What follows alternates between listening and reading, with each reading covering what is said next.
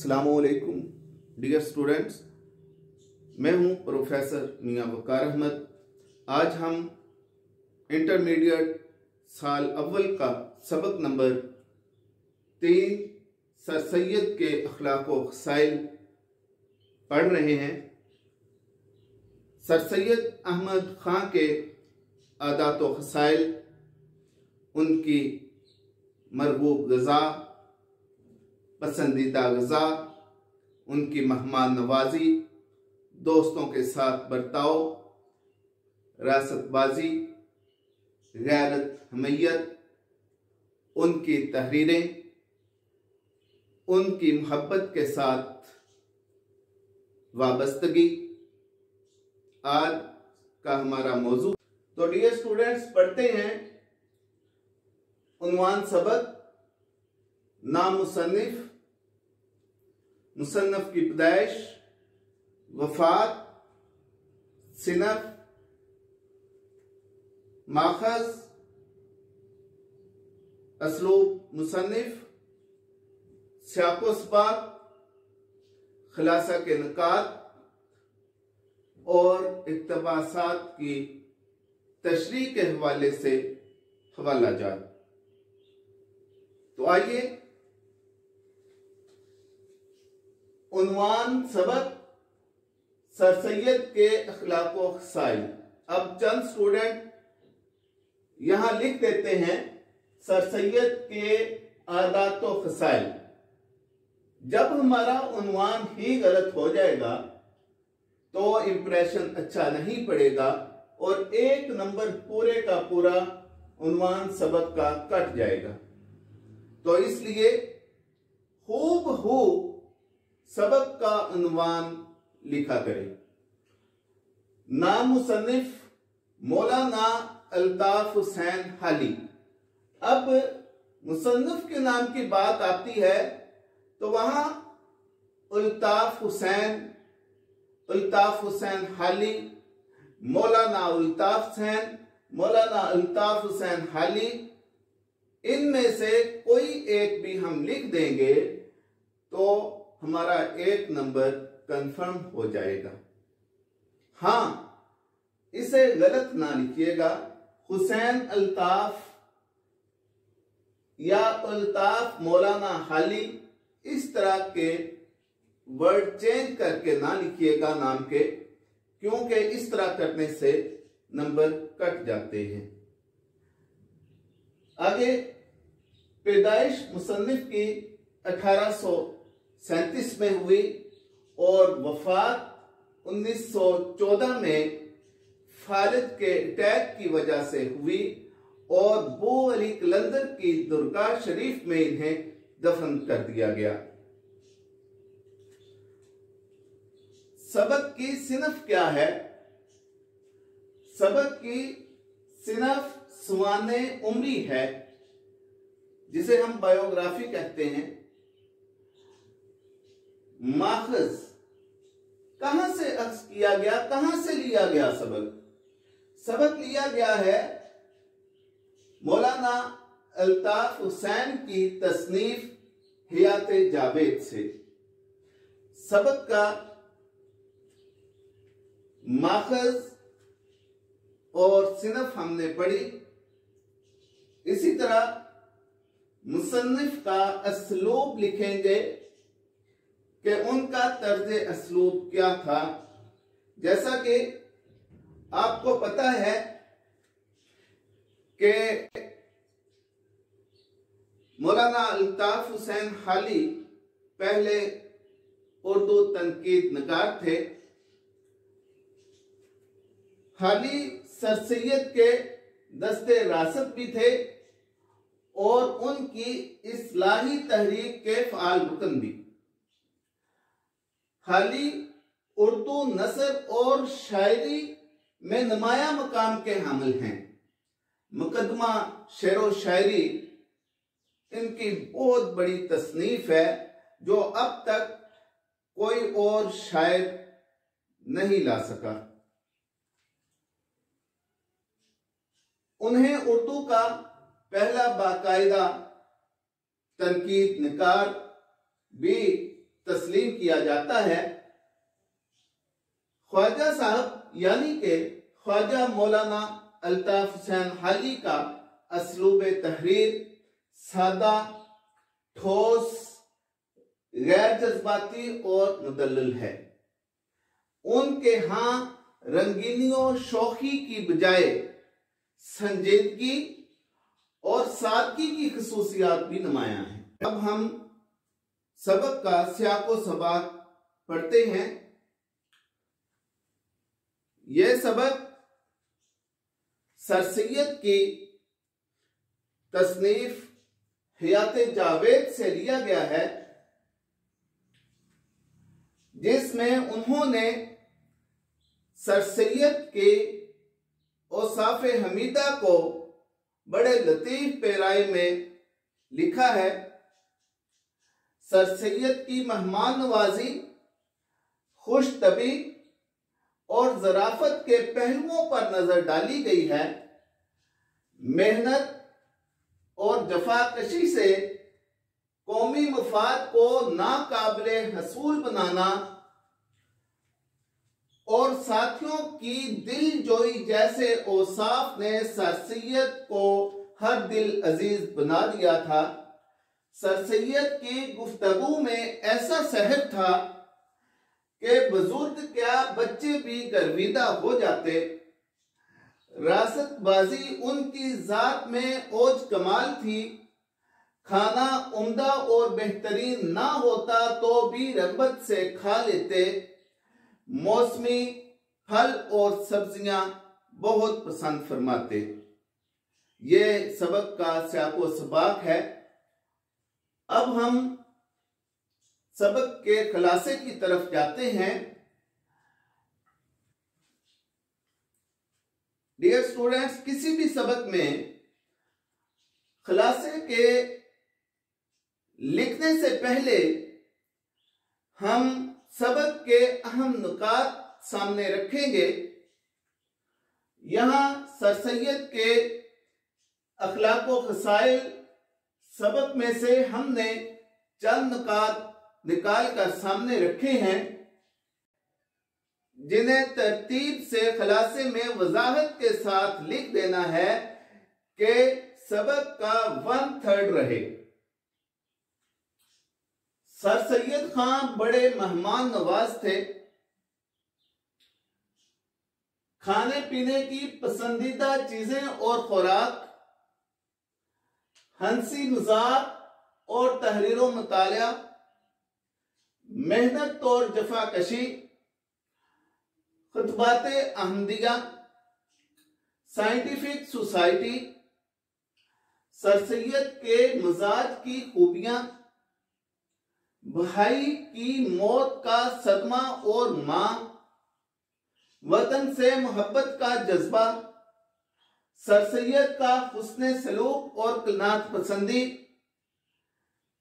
قوم کو ذلت کے گڑھے سے نکالنے میں اہم کردار، یہ تمام نکات ہیں جن کی ہم ترتیب سے وضاحت کرتے چلے جائیں گے تو سبق کا خلاصہ مکمل ہو جائے گا۔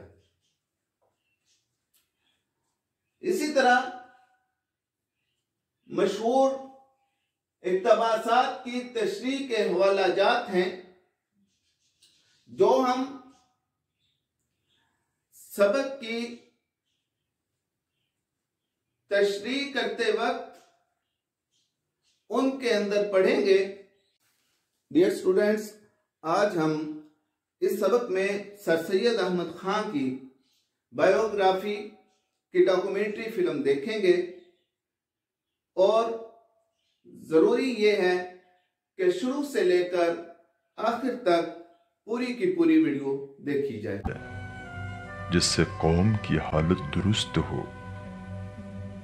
دور دراز کا سفر اختیار کیا، جب کبھی عالموں اور مہذب آدمیوں کو دیکھا، جب کبھی علمی مجلسیں دیکھیں، جہاں کہیں عمدہ مکانات دیکھے، جب کبھی عمدہ پھول دیکھے، جب کبھی کھیل کود عیش و آرام کے جلسے دیکھے، یہاں تک کہ جب کسی خوبصورت شخص کو دیکھا مجھ کو ہمیشہ اپنا ملک اور اپنی قوم یاد آئی اور نہایت ہی رنج ہوا کہ ہائے ہماری قوم ایسی کیوں نہیں۔ سر سید اس بات کو اچھی طرح سمجھ گئے تھے کہ جدید علوم اور عالمگیری معلومات کو اگر اپنے بس میں کرنا ہے تو انگریزی زبان کا سیکھنا ضروری ہے، لیکن ان کی نیک نیتی کو شک کی نگاہ سے دیکھا گیا، بدلے میں بدنامی ملی۔ اما یہ سید احمد تو کہتا ہے کہ ہمارے بہو بچے بیٹیاں انگریزی تعلیم حاصل کریں گے، لا حول ولا قوت۔ سنا ہے جناب اب بنارس چھوڑ کر ولایت کے دورے پر ہیں، مکہ کے بدلے لندن کے حج جاتے ہیں، لندن جا کر ٹکسالی کرستان بنیں گے، کرستان۔ عیسائیوں کے ہاتھ کی گردن مروڑی مرغی مزے لے لے کر کھائیں گے۔ اب تو مزے ہیں لاڈ صاحب کے، کام کا کام اور قوم کا نام۔ بہت خوب فرمایا آپ نے، بالکل صحیح فرمایا۔ لندن سے دہلی آئے 10 یوم کے لیے، یہ زحمتیں اٹھائی فقط قوم کے لیے۔ لندن سے آتے ہی ایک رسالہ تہذیب الاخلاق کے نام سے جاری کیا۔ میں نے تہذیب الاخلاق اس واسطے جاری کیا کہ ہندوستان کے جو دل مردہ ہو گئے ہیں ان میں کچھ تحریک لائی جاوے۔ ناسازگار حالات کے باوجود 24 مئی 1875 میں محمدن اینگلو اورینٹل کالج کی بنیاد ڈالی۔ ارے پاگل ہو گئے یہ سید احمد، فرنگیوں کو اپنے ہندوستان سے باہر نکالنے کے بجائے ان کے علوم سکھانا چاہتا ہے ہمارے بچوں کو۔ کیا سما گیا ہے اس کے دماغ میں معلوم نہیں۔ تعجب ہے اس بات پر کہ کچھ لوگ اس کے باتوں میں آ گئے ہیں۔ مروب ہو گئے ولایت سے شیخ جی۔ جی ساون کے اندھے کو سب ہرا ہی ہرا نظر آتا ہے۔ ظاہر ہوئی کمیٹی وہ کالج کی ایک لکیر، آخر اسی لکیر کے سب ہو گئے فقیر۔ ایک طرف مخالفت کی ابتدا ہوئی تو دوسری طرف چاہنے والے بھی ہوئے۔ السلام علیکم نواب صاحب۔ وعلیکم السلام مرزا صاحب، آئیے آئیے، سب خیریت تو ہے؟ بیٹھیے۔ کچھ سید احمد کے بارے میں خبر سنا ہے کہ وہ لندن سے سیدھے الہ آباد چلے آئے ہیں؟ نواب صاحب اسی سلسلے میں تو حاضر ہوا ہوں، اور میں جانتا ہوں کہ آپ سید احمد کے خاص گہرے دوست ہیں، اسی کے متعلق آپ کے نام ایک خط لے کر آیا ہوں۔ سید احمد کے بارے میں کیا لکھا ہے؟ ذرا پڑھ کر تو سنانا، ضرور مخالفت میں ہوگا۔ ہاں لکھا ہے کوئی سید احمد سے نہ ملے اور کوئی ان کے ساتھ کھانا نہ کھاوے، اور اگر ایسا کسی نے کیا تو وہ دائرہ اسلام اور جماعت اہل اسلام سے خارج ہو جائے گا۔ بھائی یہ تو انتہا ہو گئی، خدا چاہے معاف کرے یا مارے۔ سید احمد مسلمان ہو یا کافر، مجھ سے تو یہ نہ ہو سکے گا کہ میں اس سے نہ ملوں اور اس سے کھانے کھلانے سے پرہیز کروں۔ خدا کے فیصلے نیک نیتوں پہ ہوتے ہیں، نیک نیتی اور خلوص ساتھ ہو تو کوئی بھی کام مشکل نہیں ہوتا۔ سید احمد کی تحریک کو عملی جامہ پہنانے کے لیے ان کے رفقائے کار نے ان کا بھرپور ساتھ دیا۔ ان میں الطاف حسین حالی، ذکا اللہ خان، ڈپٹی نذیر احمد، شبل نعمانی اور ان کے علاوہ وقار الملک، سید محمود، زین العابدین، مولوی سمیع اللہ خان، مولوی چراغ علی، مولوی مشتاق حسین اور راجہ جے کشن داس جیسے کئی باشعور حضرات اس میں شامل تھے۔ بڑے میاں، سید احمد تو تعلیم میں نئی سوچ اور نئی روشنی لانا چاہتا ہے۔ میں ان کی باتوں سے نہ صرف متاثر ہوں بلکہ میں ان کی باتوں سے متفق بھی ہوں۔ آپ کیوں ان کی مخالفت کر رہے ہیں؟ نواب صاحب میں آپ کی بات سے اتفاق رکھتا ہوں، میں تو کہتا ہوں کہ اس نئی روشنی کو خوش آمدید کہنا چاہیے۔ اما بس بھی کیجئے، جانے دیجئے، رہنے دو۔ اما ہم نے بھی خوب کر لی ہے نئی روشنی کی بات، अब हमसे बहुत न कीजिए आप 3-5। मियाँ आप कुछ भी कह लीजिए, मेरा दिल तो कहता है कि सैयद अहमद हक पर है। फिर अब तो उसका कॉलेज भी खूब चल निकला है। उनके हम ख्यालों में इजाफा तो हुआ, लेकिन लोगों के गुस्से में कमी नहीं आई। इसे तो जूते मारने चाहिए, जूतों का हार पहनना चाहिए। मन सहन हो गया है। सर फिरा। ए मियां अब्दुल्ला, अरे उन बच्चों को कहाँ ले जा रहे थे? वहाँ की तालीम जदीद तर्ज पर हो रही है। तो हुजूर वाला मोहल्ले के सारे बच्चों को उस स्कूल में दाखिल कराने ले जा रहे थे। क्या आप पागल हो गए हैं? क्या हमारे मासूम बच्चे अपनी जबान छोड़कर उन फिरंगियों की जबान सीखेंगे? लानत है सैयद अहमद पर, खुद तो बदनाम हुआ, हम लोगों को भी खराब किया। काफिर है काफिर, कुफ्र की जबान पढ़ाना चाहता है।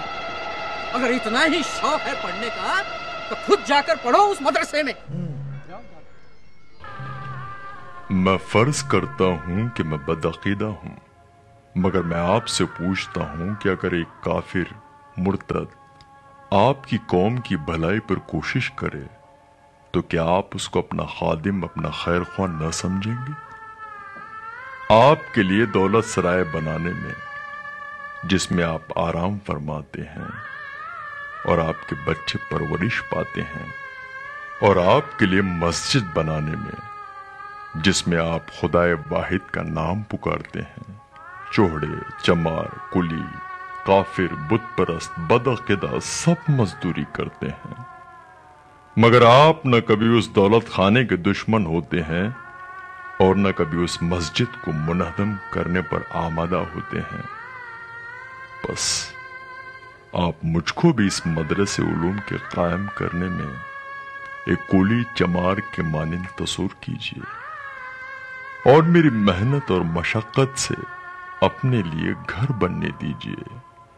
और इस वजह से कि इसका बनाने वाला या उसमें मजदूरी करने वाला एक कुली चमार है, खुदारा अपने घर को मत ढाइए। 1875 मोमेडन एंग्लो ओरिएंटल कॉलेज का संग बुनियाद रखा गया।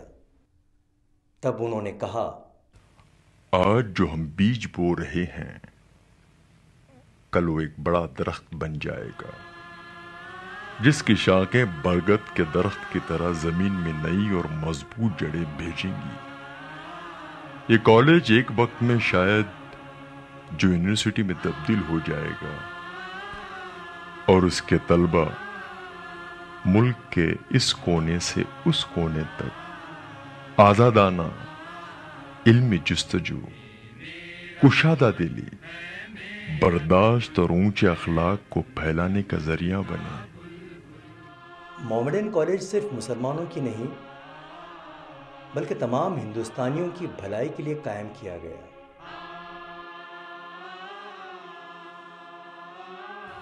ऐ हिंदू, ऐ मुसलमान, मैं तुम दोनों को मिस्ल अपनी दो आंखें समझता हूं। मैंने बारहा कहा है और फिर कहता हूं, हिंदुस्तान एक दुल्हन की मानिंद है जिसके खूबसूरत और रसीली दो आंखें हिंदू और मुसलमान हैं। अगर वो दोनों आपस में निफाक करेंगे तो वो प्यारी दुल्हन महंगी हो जाएगी। हिंदू और मुसलमान यहां इस तरह आबाद हैं कि एक का घर दूसरे से मिला है, एक की दीवार का साया दूसरे के घर में पड़ता है। मुसलमानों ने हिंदुओं की बहुत सी रस्में इख्तियार कर ली,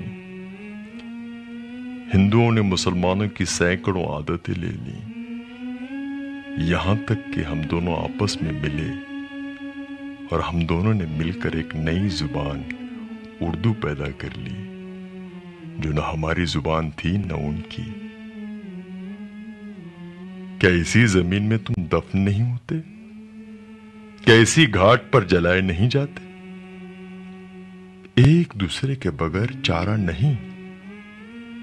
बस अगर हम इस हिस्से से जो कि हम दोनों में खुदा का हिस्सा है कता नजर करें और दर हकीकत ہندوستان میں ہم دونوں باعتبار اہل وطن ہونے کے ایک قوم ہیں، لیکن جب سرکاری دفتروں اور مدارس سے اردو خارج کرنے کی تحریک چلی تو سید احمد کے دل کو ٹھیس پہنچی اور بہت صدمہ ہوا۔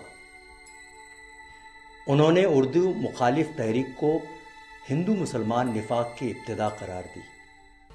کاش میرے وطن میں بھی ایسے لوگ ہوتے جو قومی خدمت کو ذاتی نام و نموز سے علیحدہ رکھتے اور وطن کی خدمت کا جذبہ ذاتی منفعت پر غالب آ جاتا۔ وہ ایک انقلابی کی طرح اپنے ملک میں تعلیم کا نیا خاکہ لانا چاہتے تھے جس سے ہر کوئی فائدہ اٹھا سکے۔ وقت کم ہے اور کام زیادہ، نہ مجھ میں قوت ہے کہ سورج کو ٹھہرا کر دن کو بڑھا دوں، اور نہ یہ طاقت ہے کہ سورج کو نکلنے سے باز رکھ کر رات کو وسعت دے دوں۔ زمانے کی پرواہ کیے بغیر انہوں نے اپنی تحریک کو جاری رکھا۔ سید احمد کی مخالفت میں اب اتنی شدت پیدا ہو گئی کہ اب سانس لینا مشکل ہو گیا۔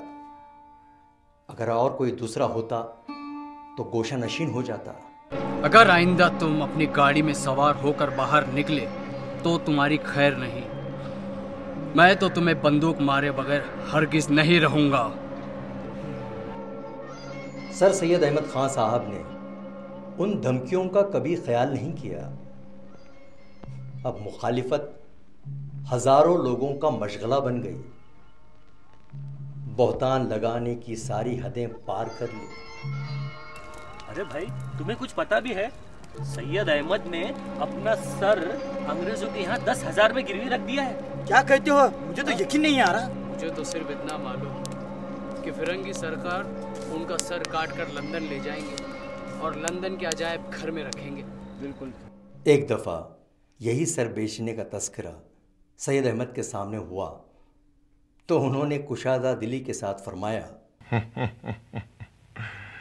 جو چیز خاک میں مل کر خاک ہونے والی ہے اس کے لیے اس سے زیادہ کیا عزت ہو سکتی ہے کہ دانش مند لوگ اس کو روپیہ دے کر خریدیں اور اس کی قیمت کا روپیہ قوم کی تعلیم میں کام آوے۔ جوں جوں مخالفت بڑھتی گئی ان کے حوصلے مضبوط ہوتے گئے، مگر ان مخالفتوں سے کبھی ان کے دل میں میل نہیں آیا۔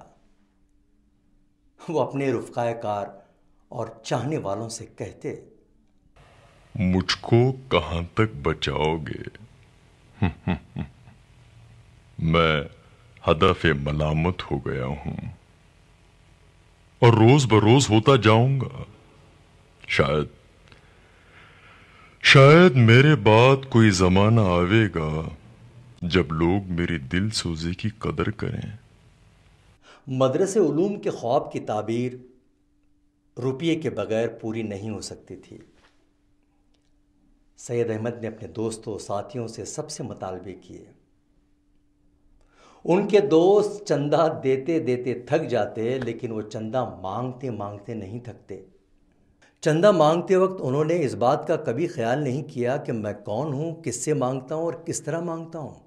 اب ہمارا حال تو یہ ہو گیا ہے کہ ہمارے دوست بھی ہم سے ملتے ہوئے ڈرتے ہیں کہ کچھ سوال نہ کر بیٹھے۔ ہماری صورت ہی اب سوال ہو گئی ہے۔ میں نے ایک دوست سے کہا کہ بھائی، میری قسمت میں بھیک مانگنا ہی لکھا تھا، اس لکھے کی بد ملاتا ہوں، مگر شکر ہے اپنے لیے نہیں بلکہ قوم کے لیے۔ انہوں نے ایک ڈرامہ بھی اسٹیج کیا۔ سر سید نے اپنا ترتیب کردہ ڈرامہ 6 فروری 1894 علی گڑھ میں پیش کیا۔ علی گڑھ میں نمائش کے موقع پر پیش کیا گیا یہ ڈرامہ چندہ حاصل کرنے کے لیے اسٹیج کیا گیا تھا۔ کون ہے جو آج مجھ کو اسٹیج پر کھڑا دیکھ کر حیران ہوتا ہوگا؟ اے رئیسو اور دولت مندو، تم اپنی دولت و حشمت پر مغرور ہو کر یہ مت سمجھو کہ قوم کی بری حالت ہو اور ہمارے بچوں کے لیے سب کچھ ہے۔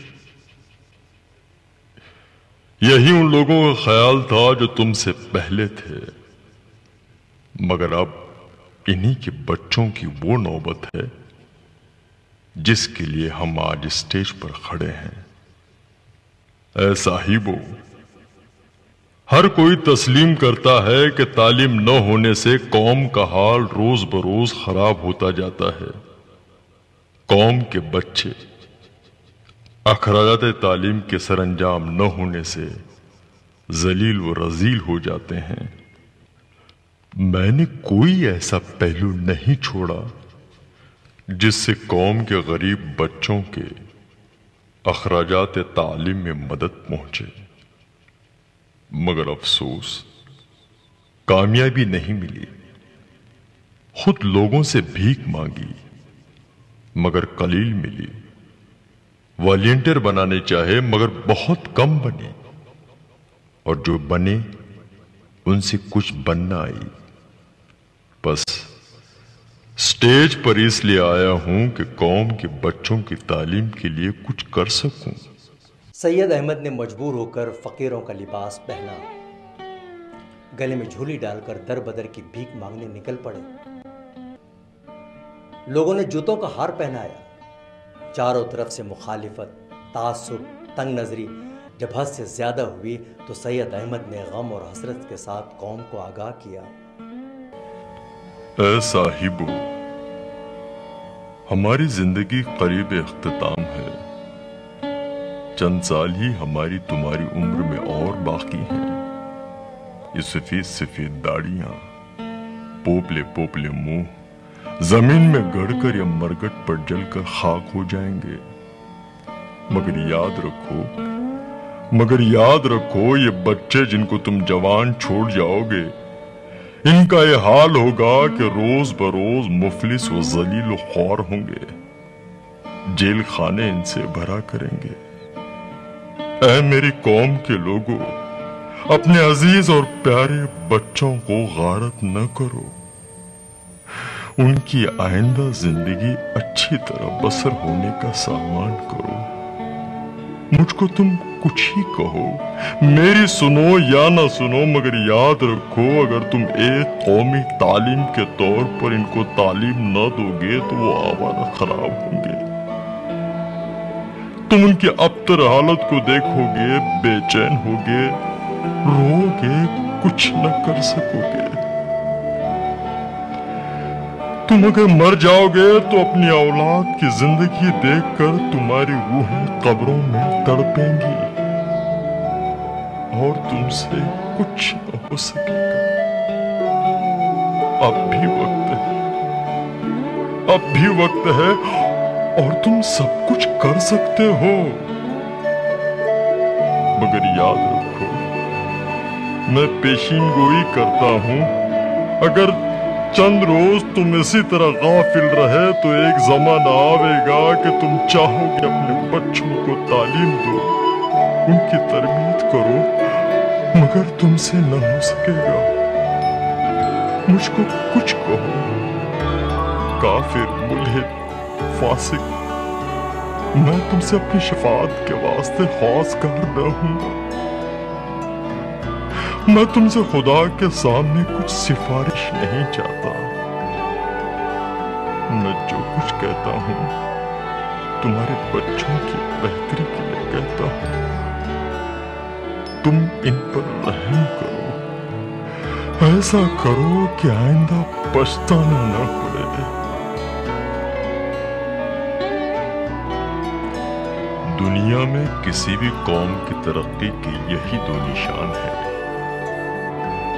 एक ये कि वो समझने लगे कि वो जिल्लत और खराबी में मुब्तला है, और दूसरा निशान ये है कि वो इस जिल्लत से निकलने की कुछ कोशिश जरूर करें। किसी कौम के लिए इससे ज्यादा बेगैरती नहीं कि वो अपनी कौमी तारीख को भूल जाए और अपने बुजुर्गों की कमाई खो दे। सर सैयद औरतों की तालीम को बहुत ज़रूरी समझते थे। उनकी तकरीर का एक हिस्सा जो उन्होंने 1884 में बमुकाम गुरदासपुर خواتین پنجاب کے ایڈریس میں لکھی تھی، ہندوستان کی پہلی تاریخ تھی جس میں ہندو، مسلمان، سکھ اور عیسائی عورتوں کو مخاطب کیا گیا۔ میری بہنوں، تم یقین جانو، تم یہ نہ سمجھو کہ ہماری پیاری بیٹیوں کو میں بھول گیا ہوں، بلکہ میرا یقین ہے کہ لڑکوں کی تعلیم پر کوشش کرنا لڑکیوں کی تعلیم کی جڑ ہے۔ بس جو خدمت میں تمہارے لڑکوں کے لیے کر رہا ہوں، در حقیقت وہ لڑکوں اور لڑکیوں دونوں کے لیے ہے۔ ہاں یہ بات سچ ہے کہ تمہارے خاندانوں کے مردوں کی نالائقی اور جہالت سے تمہارے حقوق جو خدا کے حکم سے تم کو ملے ہیں اور جن کا انسانیت کی روح سے تمہارا حق ہے، وہ حق تم کو پھر سے واپس دلانے کی یہی تدبیر ہے کہ تمہاری لڑکیوں کی تعلیم میں کوشش کی جائے۔ میں دعا دیتا ہوں کہ تم پر بھی خدا کی برکت ہو اور ہر طرح کی ترقی اور خوشی تم کو نصیب ہو۔ آمین آمین آمین آمین آمین۔ برسوں کی مسلسل جدوجہد نے بالآخر فضا ہموار کر دی۔ 1875 میں قائم کیا گیا مومڈن اورینٹل کالج 1920 میں علی گڑھ مسلم یونیورسٹی میں تبدیل کر دیا گیا۔ علی گڑھ کے خاموش ویرانے میں باہر کے آثار نظر آنے لگے۔ میرے بے چین دل کو آج کچھ قرار سا آ گیا ہے۔ معلوم ہوتا ہے کہ میرا خواب شرمندہ تعبیر ہونے کو ہے۔ میں اب ہمیشہ کے لیے خاموش ہوا چاہتا ہوں۔ میری ہڈیوں کو اس غم نے پگھلا دیا تھا کہ میں دیکھتا تھا کہ وقت کا قافلہ تیزی کے ساتھ آگے بڑھا جا رہا ہے، لیکن تم ہو کہ خواب غراں سے بیدار ہونے کا نام ہی نہیں لیتے۔ میں نے برسوں لگاتار تمہیں جگانے کی جد و جہد کی۔ خدا کی کوئی صبح مجھ پر ایسی طلوع نہیں ہوئی جب اس مقصد طلب سے میرا دل خالی ہوا ہو، اور کوئی شام مجھ پر ایسی نہیں گزری جب میں نے اس کی تمنا میں اپنے بستر غم پر بے قراری کی کروٹیں نہ بدلی ہوں۔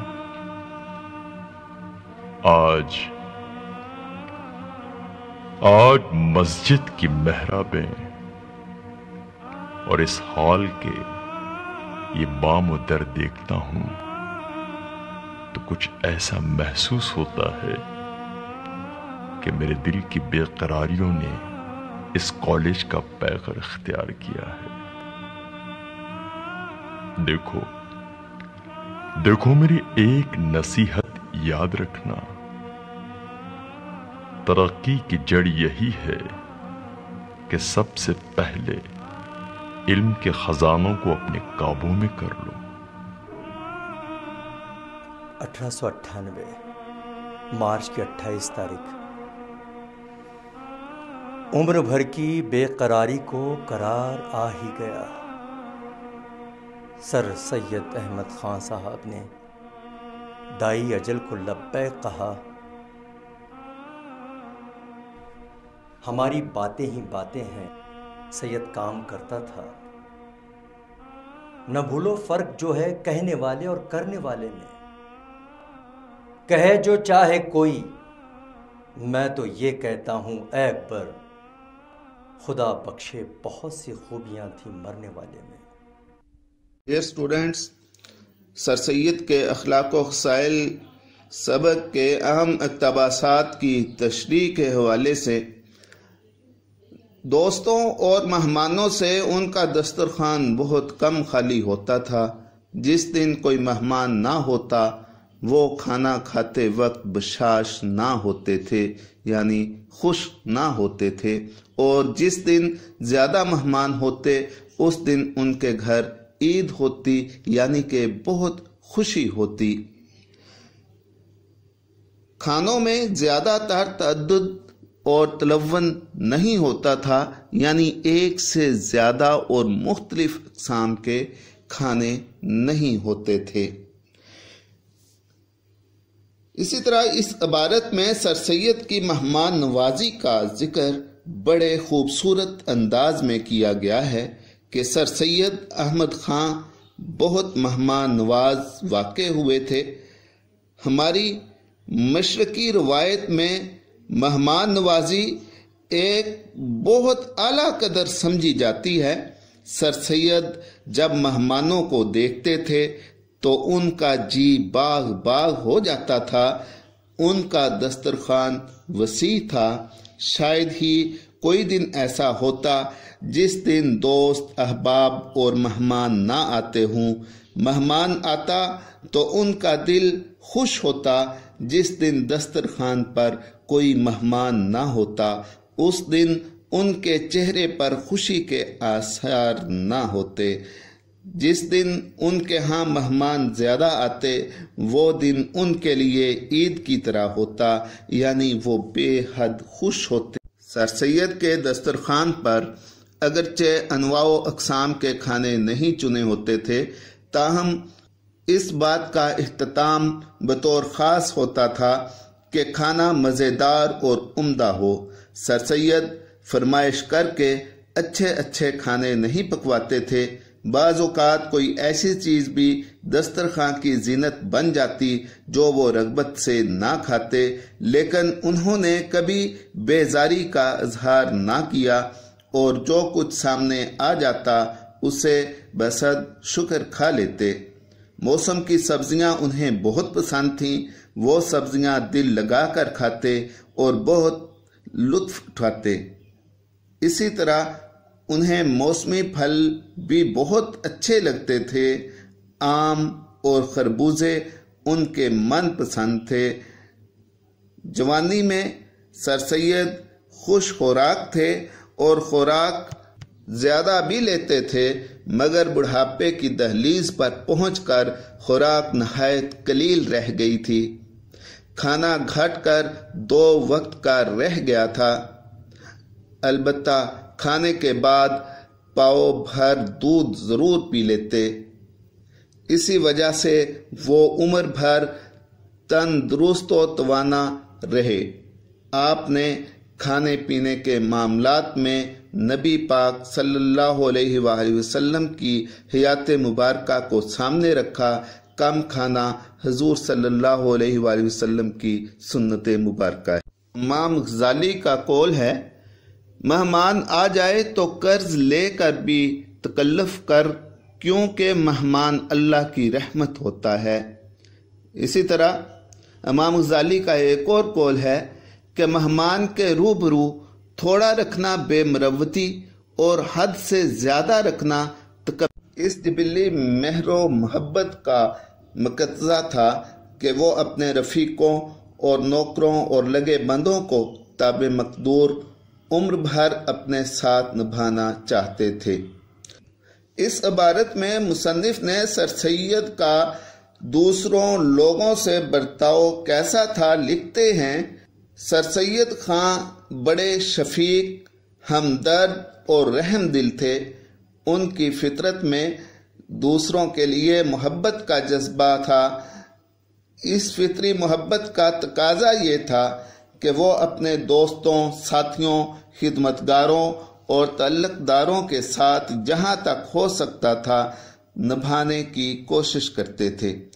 اگر کوئی شخص ایک دفعہ ان کے ہاں آ گیا اور اس کے پاؤں جم گئے تو وہ اسے کبھی اپنے سے الگ نہ کرتے اور نہ وہ شخص خود ان سے الگ ہونا چاہتا۔ وہ کانوں کے کچے نہ تھے، وہ کسی کی شکایت سننا گوارا نہ کرتے تھے۔ اگر کوئی کسی کی شکایت لے کر بھی آ جاتا تو وہ اس پر کبھی ایمان نہ لاتے بلکہ سنی انسنی کر دیتے۔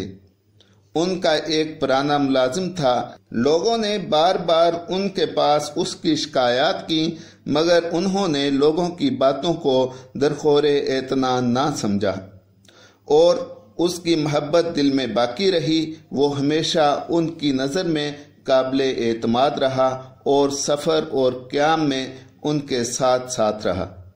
بالآخر ان کی زندگی ان کے ساتھ زندگی بسر کرتے ہوئے ہی اس کا آخری وقت آن پہنچا۔ محنت اور جفاکشی کی قابلیت بھی سر سید کے اوصاف میں تھی۔ وَأَن لَيْسَ لِلْإِنسَانِ إِلَّا مَا سَعَى، اور انسان کے لیے وہی کچھ ہے جس کی وہ محنت کرتا ہے۔